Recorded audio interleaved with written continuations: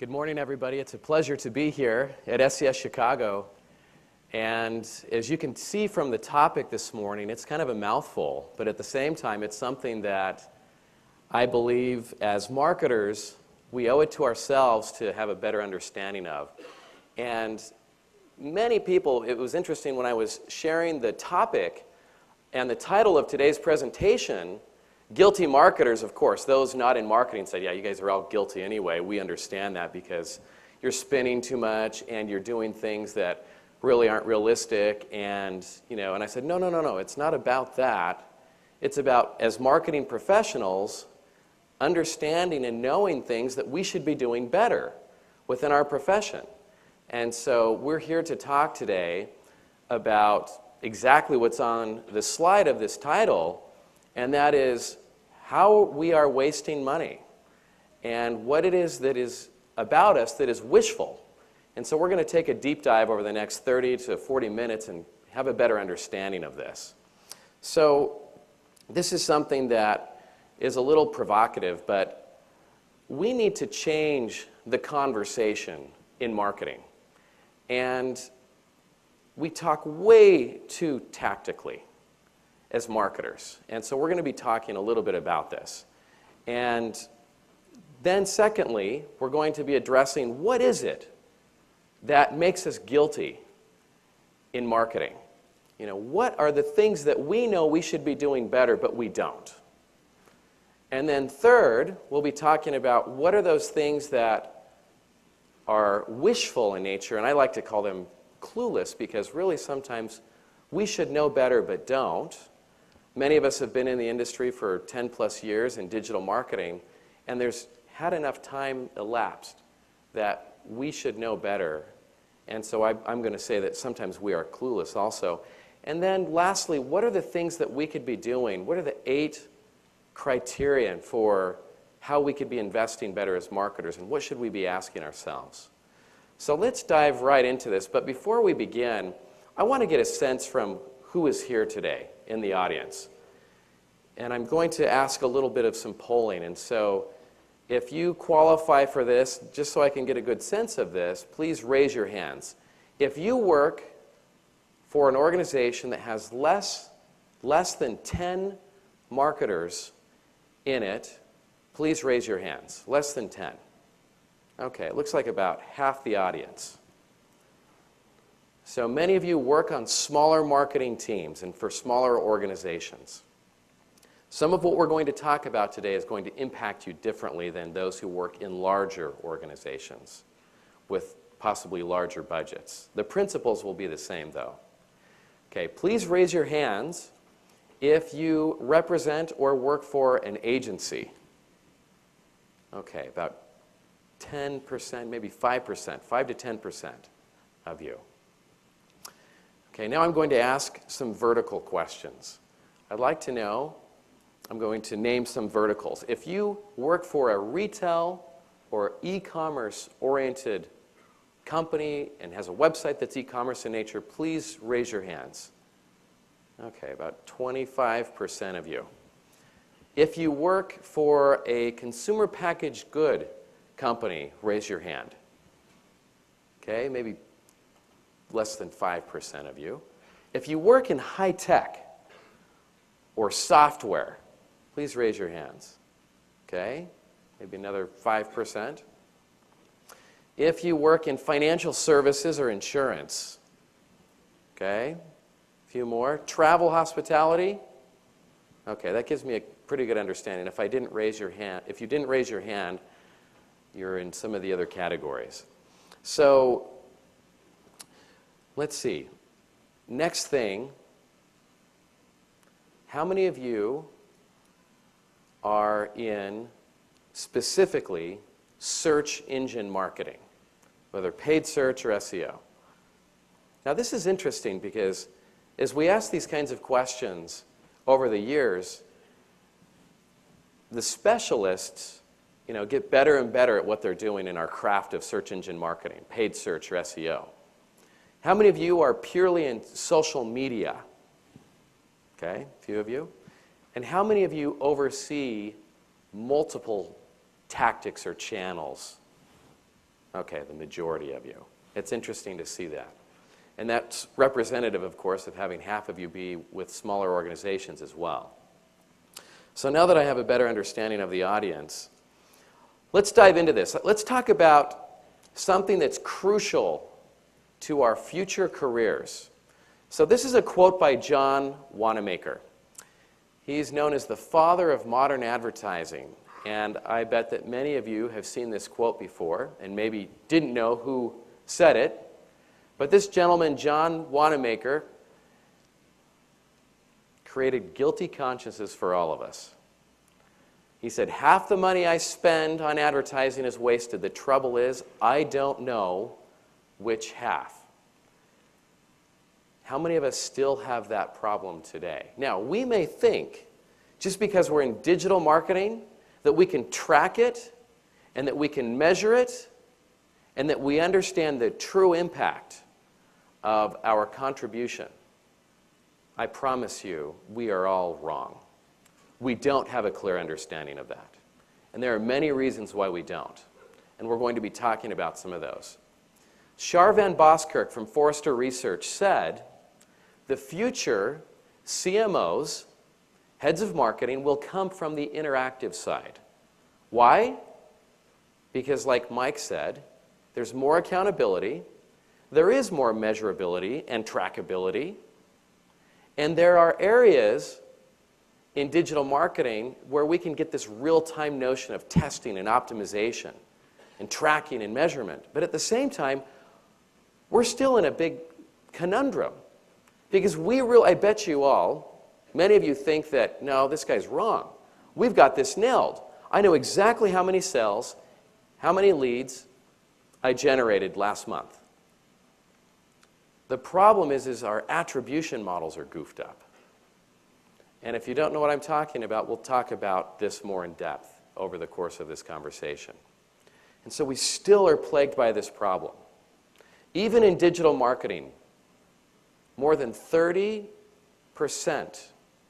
of what we say we did is inaccurate because the attribution models really aren't correct. And so as a result, maybe it's not half the money I spend is wasted, but I can guarantee you, if you're in search engine marketing, and we've had topics at SES before entitled, Why Does Search Get Credit for Everything? Or the last click model. You know, these issues still plague us. But I'm here today to tell you that we have better solutions in technology and best practices, and that there are better answers for all of us, and we just simply aren't aware of them. So we'll be discussing that also. So as a result, we are not investing our marketing dollars at optimal levels, and as a result, we are leaving money on the table. And if this is something that you dedicate the next 1 to 5 years trying to crack, I guarantee you will have an excellent chance of having a seat at the executive table as a head of marketing. Because if you can start to think and act like a hedge fund manager, optimizing your marketing mix, like a hedge fund manager would optimize its portfolio of investments, that changes the game. And so as a result, we need to change the conversation. So let's get something out of the way. Many of us still refer to our marketing budgets as spend, variable budgets, expenses. Our boards refer to marketing as cost centers. Let's change the conversation, and let's change the way we refer to ourselves. We should be using words like investment. I even hate return on ad spend. Why? Because it still has the word spend in it. How about return on marketing investment? So if we can change the conversation, this will help us dramatically. It's a perception issue. John Wanamaker helped to create it. Half the advertising I spend is wasted. The problem is I don't know which half. Well, let's change the words that we use. We're still referring to ourselves as burning money. What's your burn rate in marketing? What's our investment rate? Do we have enough investment? Do we have enough investment to fuel the growth of the company? We need to start referring to our budgets as accelerant, as a catalyst, as fuel to grow sales. And if we start to change the words and start to solve some of these other problems that we're talking about this morning, this will enable us to be properly viewed as growing our organizations and not the typical cost center of the past. So let's define a few things. We talk about guilty marketers. Guilty marketers, knowingly operating in a suboptimal fashion, in essence, wasting our budgets. Okay, next one. Wishful marketers, hoping our efforts are positively impacting the business but lacking evidence. Now, if you are a non-e-commerce company where you can't track and measure the immediate success of sales,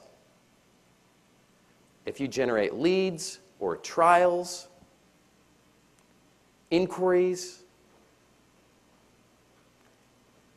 you're hoping that they're converting the way you think they are. But do you have the evidence that can link it all the way through sales?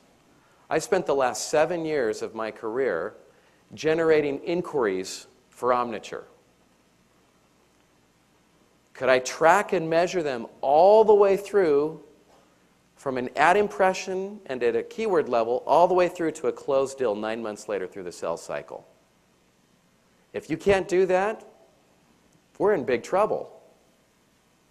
If you're generating applications for a financial services organization and you can't track all the way through to sales, you're in big trouble because you're relying too much on something that we'll talk about in just a few minutes. Now, this last area,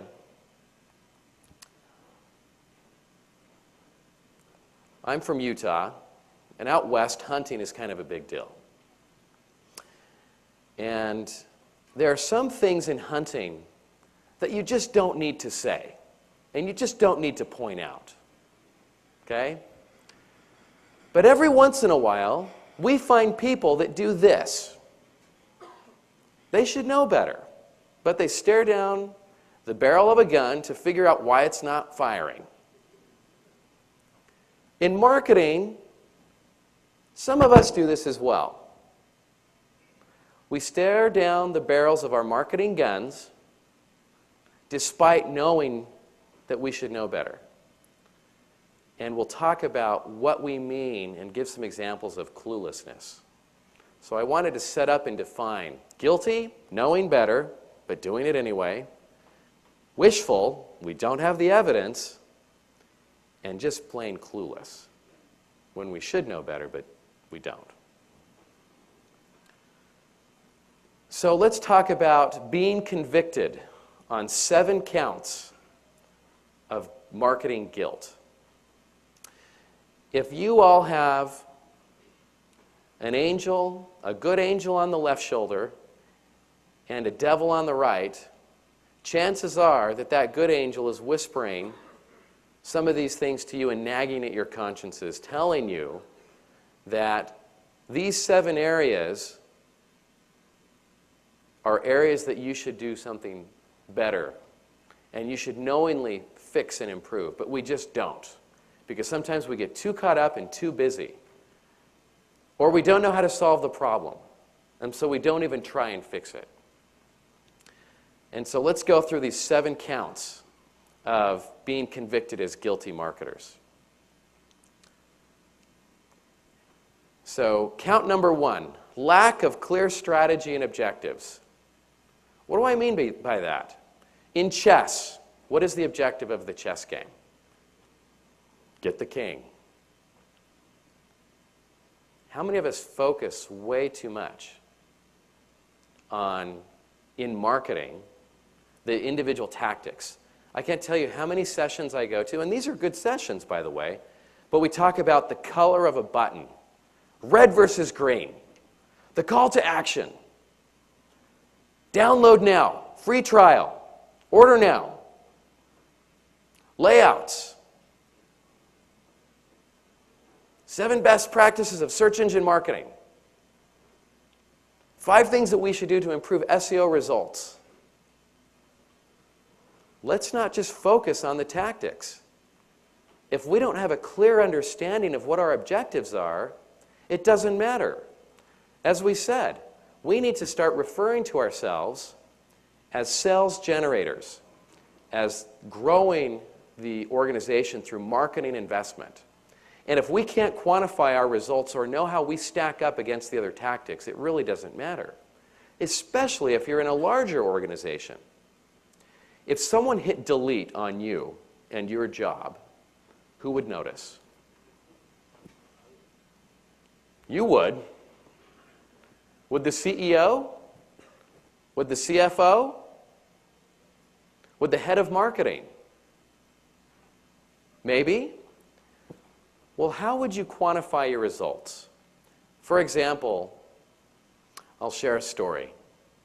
When I first started working back in high-tech software at Omniture, my first year on the job, we had to put in place a tracking and measuring system so we could track from an ad impression all the way through to a closed deal.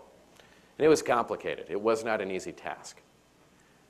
But because we did that, we were able to build a model that proved how much marketing investment we needed to source our quota of the pipeline. So if we closed, $200 million in any given year, marketing was responsible for sourcing 60 million of it, or 70 million, and maybe indirectly influencing 70% of that. And I remember one day, the head of marketing doled out all of our budgets after the first year, and she said, okay, we need enough for PR, we need some for analyst relations, we need some for some high-touch events. Oh, and Michael, here's what's left over for you. And I said, well, it's not enough. We don't have enough to generate our sales quota and help the sales organization meet their pipeline commitments. And she said, well, you can go figure that out. And so what we did is we built a business case. And I went around, and the first person I talked to was the head of finance. And I said to our CFO, we don't have enough money in marketing, enough investment to hit our sales quota. And he validated all my assumptions, and he said, yeah, based on what your model says here, you're right on. So guess who I went and talked to next? Head of sales. Hey, Chris, you're not going to hit your quota next year, I'm sorry. What? Why not? Well, there's not enough marketing investment. Really? Yeah, it says here that, based on the model, last year we helped to source over 35% of all sales. And this year we have enough to help you source maybe 20% of that. He immediately went to the CEO and founder and said, I'm not signing up for my quota. Guess who got called into the CEO's office? Me. I understand that the head of sales is not signing up for his quota because you told him, oh, and I told the CFO too, that we don't have enough investment to source and hit our sales growth and the quota. That's right. Here it is. It's math. It's simple. We are responsible for sourcing 35 to 40% of sales. If you don't have a clear objective, it really doesn't matter. So you need to understand, and we need to understand, how we compare in the mix.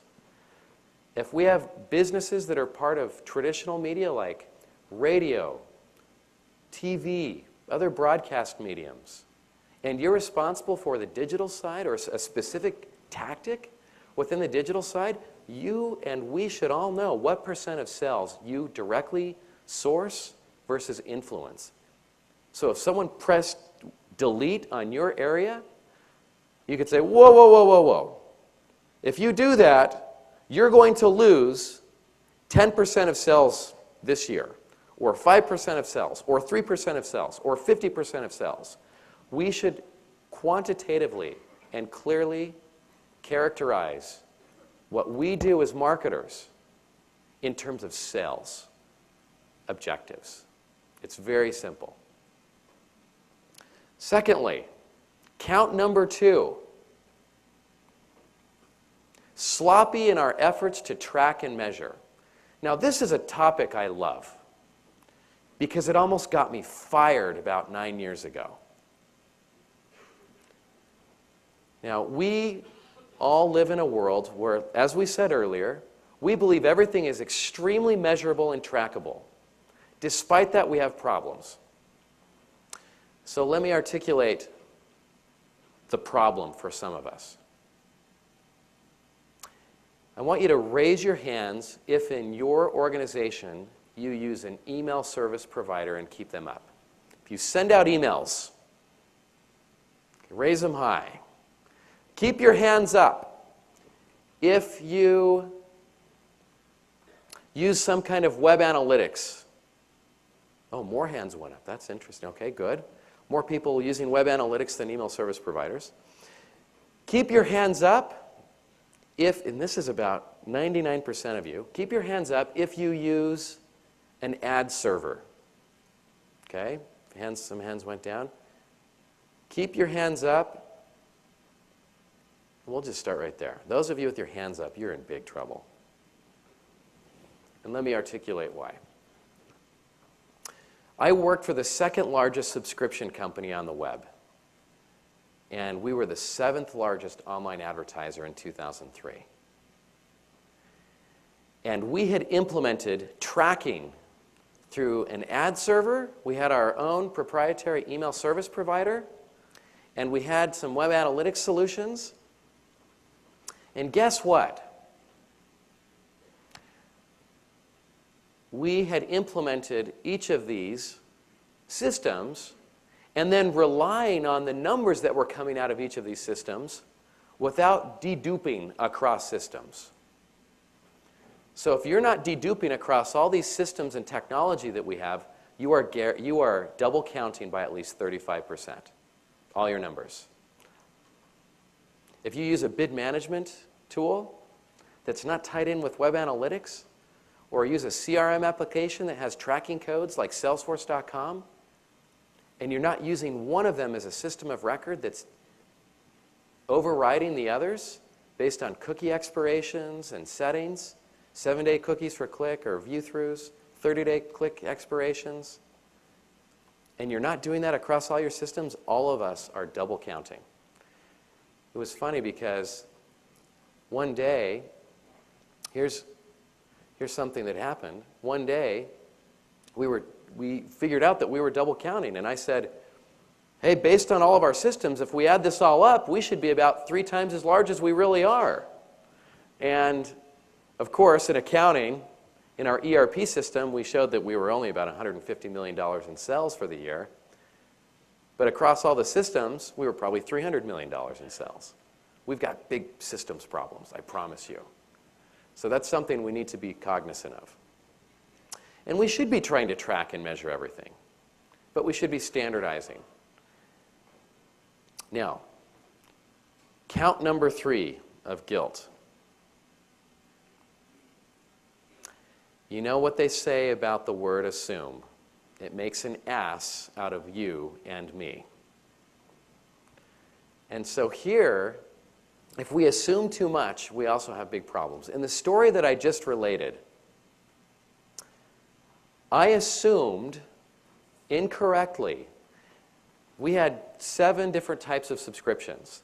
And I assumed just because I was promoting the most expensive subscription that they were all worth the same. Meaning that if I was pointing to them in my marketing efforts, that everybody was converting in those, whether it was a view-through or a click-through. They hit search and they went to display and they went to email. Oh, yep, they hit my subscription that I was pointing to with a $400 average order value because I pointed them to that. We looked at the numbers. Guess what? I had overspent my marketing budget by about 30%. I almost got fired because I assumed way too much. Again, if you're a non-e-commerce organization in your digital marketing efforts, you all are using strong sets of assumptions. Conversion rates to closed customers. What's the lifetime value of your customers if you're using continuity models? If you don't know the answers to those questions, we're all assuming a lot. So we need to be validating those assumptions regularly. Count number 4. Too much art and the right brain. Now, I'm talking to a bunch of marketers like me where, again, it's about the science. You know, it's about the data, and this one's an easy one for us. How many of us get vetoed by our heads of marketing because they don't like our landing pages or they don't like our ads? Yeah, I see hands going up all over the place. And how many of us have heard, oh, that doesn't meet our brand guidelines? Ridiculous, I know. And so, too much art, too much right brain, and not enough science. You know, again, like I said, this one's easy for us. We should be optimizing and testing rigorously. You know, on our site, we've got probably 100 to 200 concurrent tests running at any given time on our homepage alone. And so we should be testing and optimizing like crazy. Now, this might be surprising, but count number 5, too much science, too much left brain. Let me give you an example.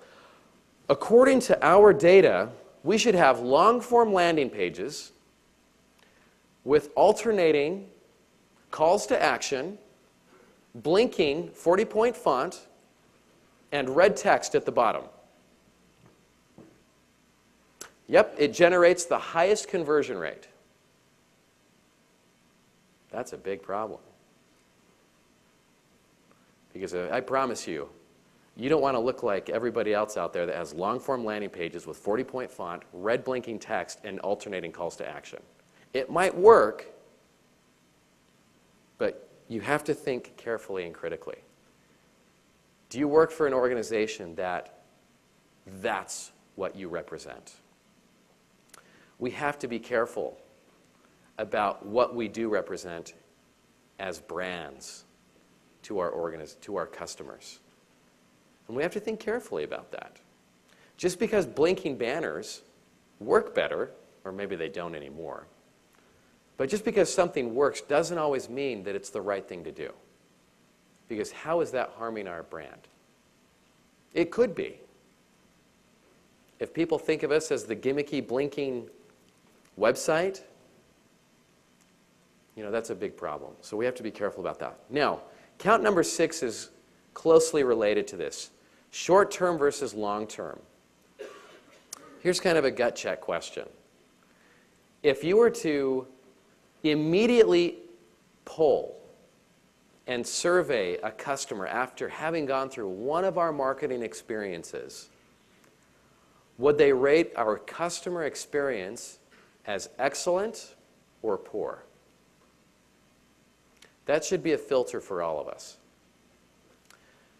How easy is it? Now, this is something that is important. Sometimes the word brand gets thrown around way too much. And sometimes our creative directors throw it around too much, but brand is so much more than just our logo and the color of the fonts that we use and the color of our website and company. Our brand is how we treat our customers. Do we make it easy for them to cancel or return orders? Do we use gimmicky marketing tactics like the flaming hoop of co-registration? And that's not always bad, it could be good. But if we make them jump through hoops to accomplish what they want to, that's a big problem. So we just need to think about that. We need to be more long-term oriented and make sure that what we're doing in marketing is not hurting our brand. Now, count number 7. This is really tempting for many of us in digital marketing to do. And it's something that we have to be really careful about. Because everything is so visible to us as marketers, we have the temptation to copy what our competitors are doing. It's so easy in search engine marketing. Do a search on any keyword and see how many paid search results show up with exactly the same copy. And is that authentic? What is it that your brand represents? What is your unique value proposition to the marketplace?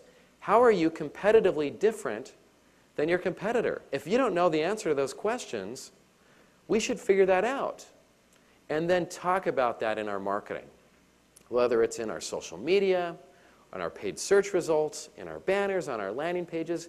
Don't just copy what others do because it works, because it yields a higher response rate. We have to be authentic, and we can't just be copycats. So let's now talk about the reasons for our cluelessness. You know, and sometimes this is real.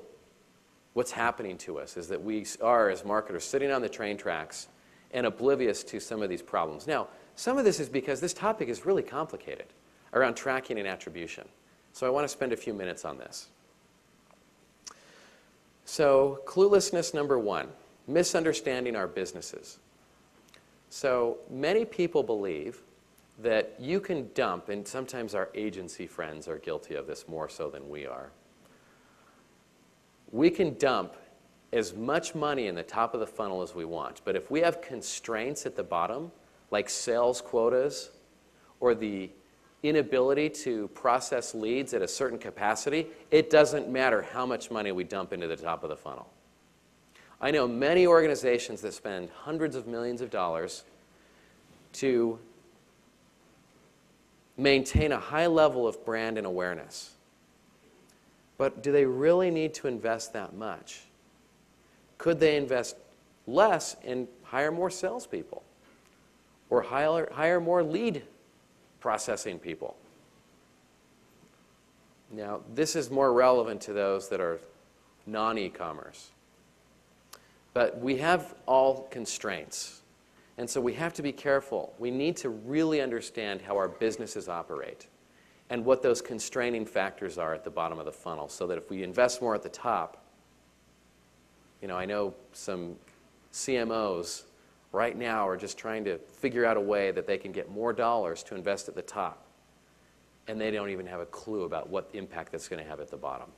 So we need to be careful about that and help educate our organizations as to what those constraints are. So cluelessness number two, organizational and tactic silos.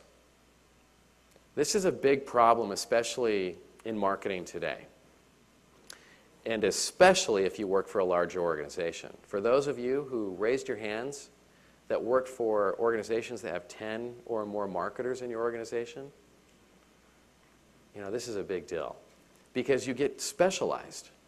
I have a search engine marketing team at Adobe. We have 30 search engine marketing professionals.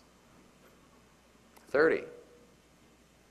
10 of them are in search engine optimization, and about, you know, the balance, 20 of them are in paid search. That's a global search engine marketing organization. And then we probably have another 30 that are focused on database marketing, email marketing, direct mail. And I have another few people that are dedicated to display. And guess what? It's what we talked about before.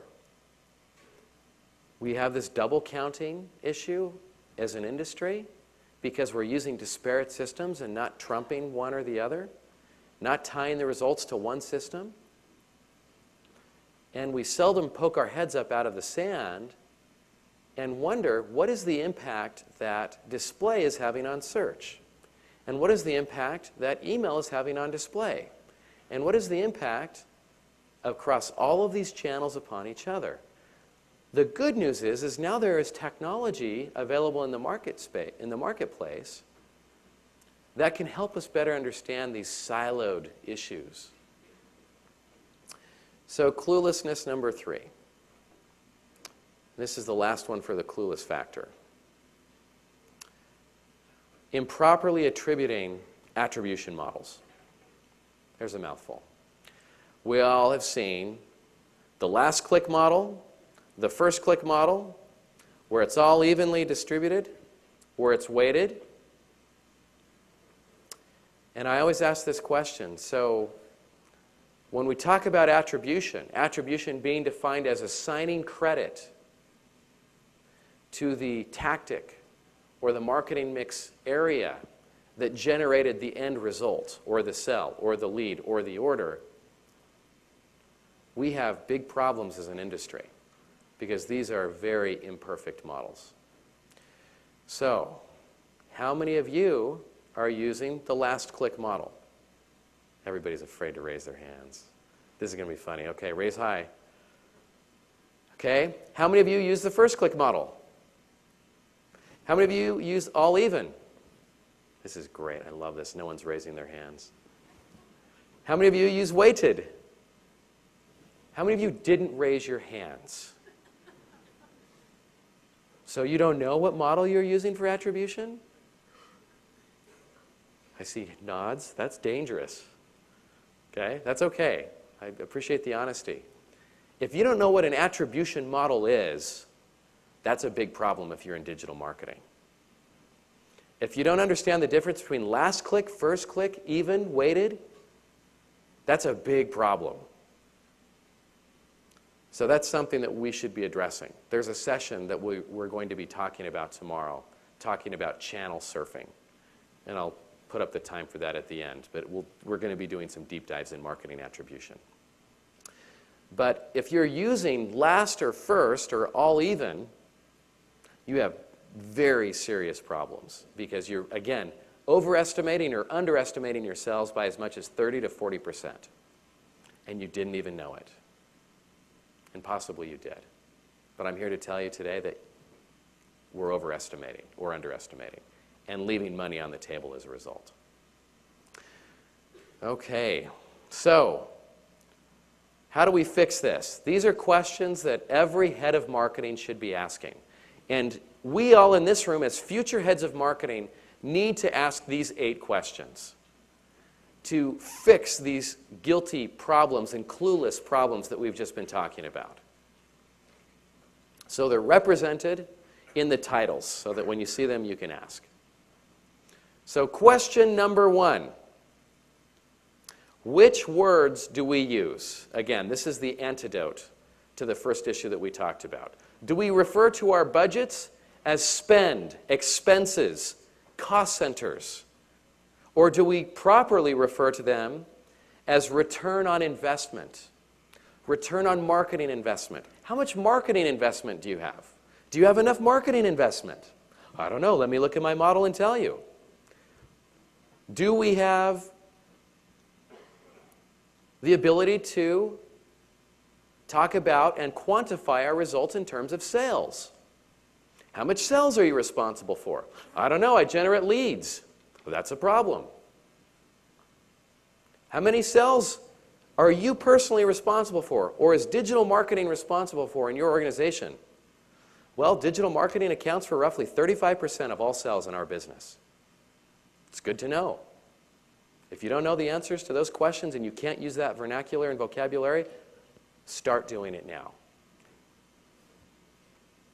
Number 2, we need to validate what we assume to know.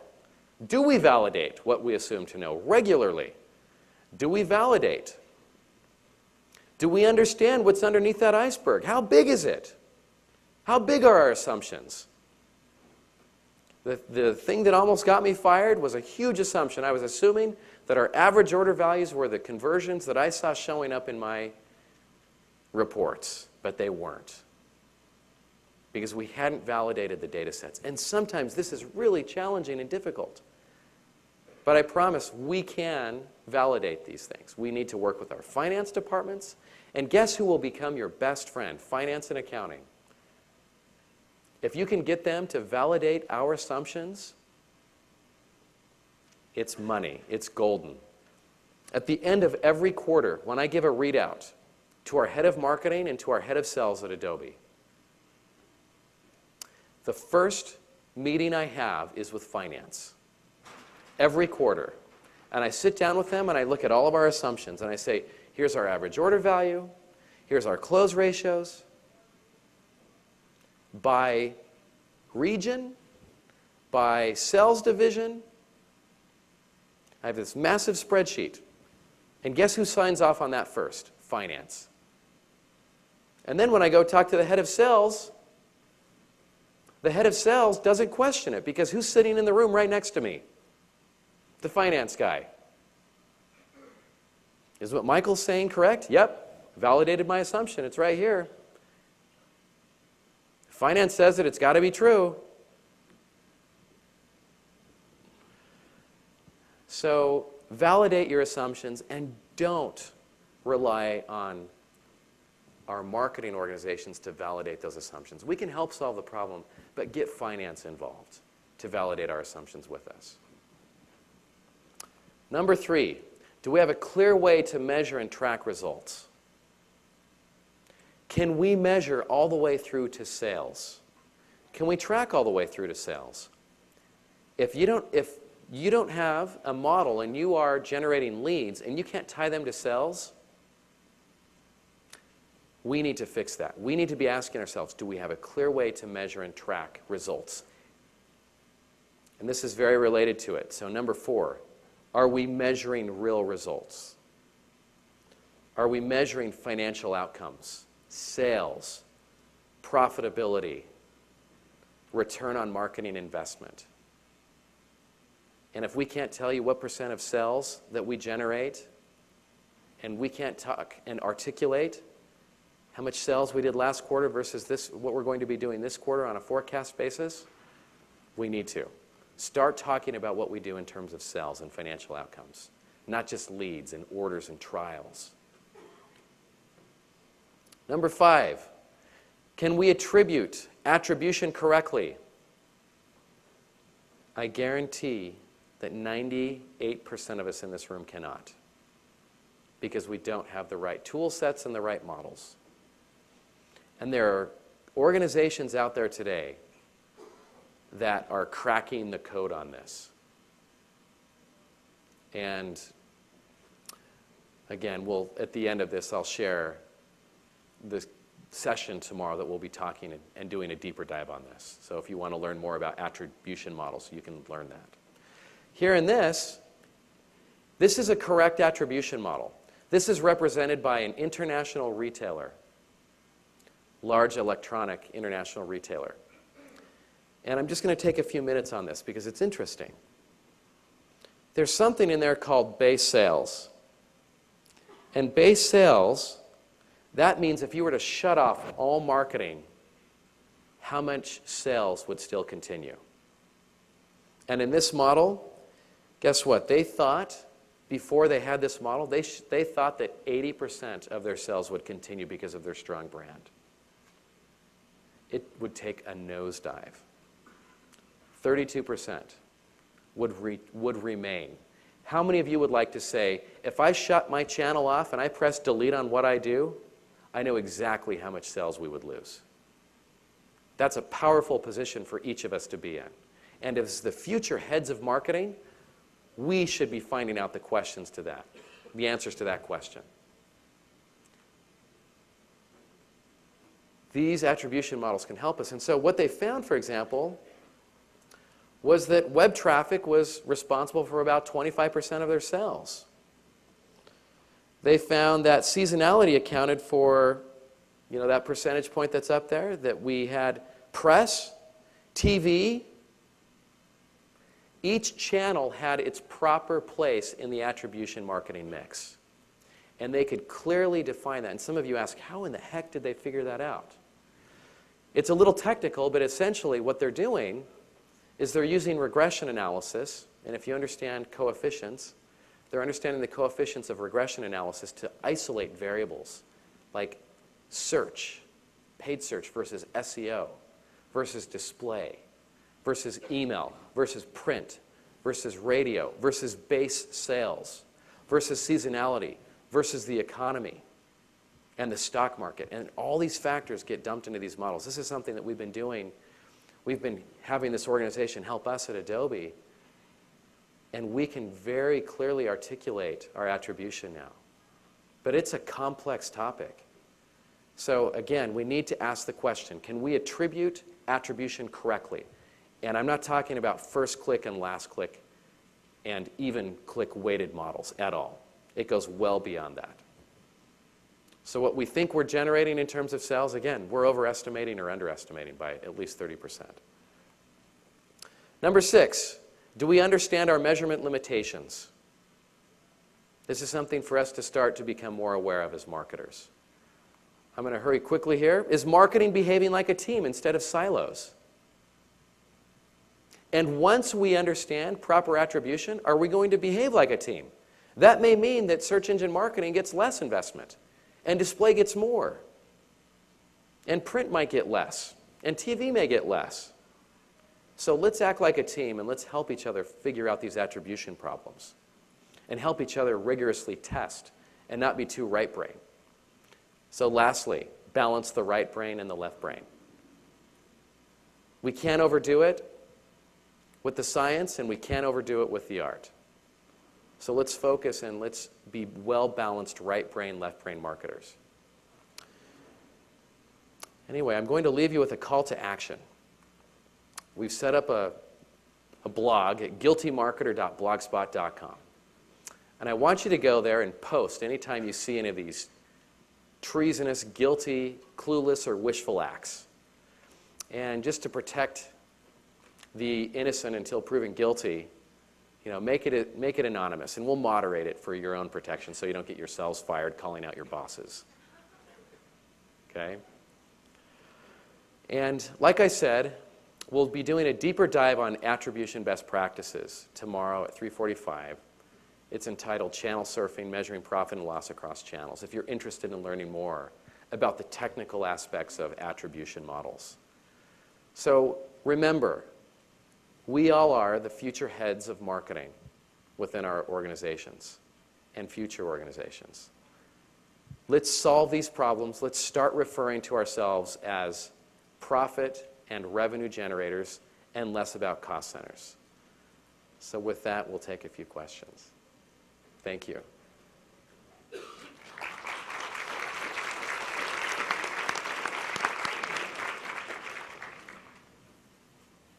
Maybe we scared everybody. There's a question right over here. The 40 or so folks that you mentioned, Yes. how many are state-based, U.S.-based? So of the 30 in search engine marketing, 20 of them are here in the States. 10 are international. Yeah. What's the obvious next question? You tell me.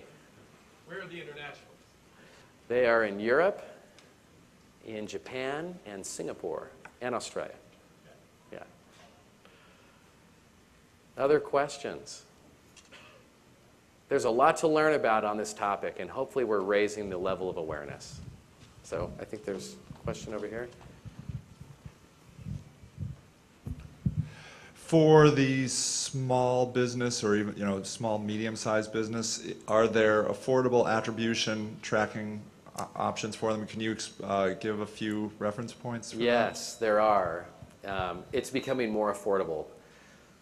I think a lot of these have been in the $1 million range for attribution for solutions, but you can get some now that are as inexpensive as maybe $20,000, $10,000. They're not as accurate and perfect, but it'll give you a much better sense for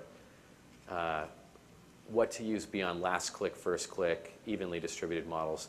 Companies like Market Share, have these types of solutions. Yeah, good question. Any others?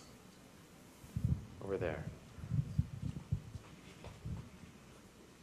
Hi, thanks for the opportunity to ask. We just started our first Google AdWords campaign, and so I have conversion tracking in place. Yep. And I can track, it's for an event like this. Somebody signs up for our event, and I track that conversion. However, all of our events use the same registration thank you confirmation page. So I know that someone looked at my ad, and they signed up for an event, but I don't know if they signed up for one of our free events or the event that I made this ad for. Yep. So that's my problem. The answer is probably, okay, go figure it out. No, the answer. How do I track that? That's my challenge. Yeah, so you're generating Thank you. offline events, and you're trying to correctly measure and attribute the offline events.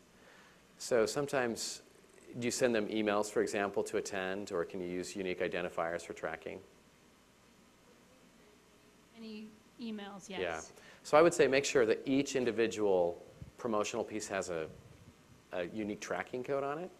That's a really important way to do that. But also, you know, you can dynamically pass that tracking code to the confirmation page. And can I put that code in my Google AdWord? Because I'm trying to track that Google ad. Yeah.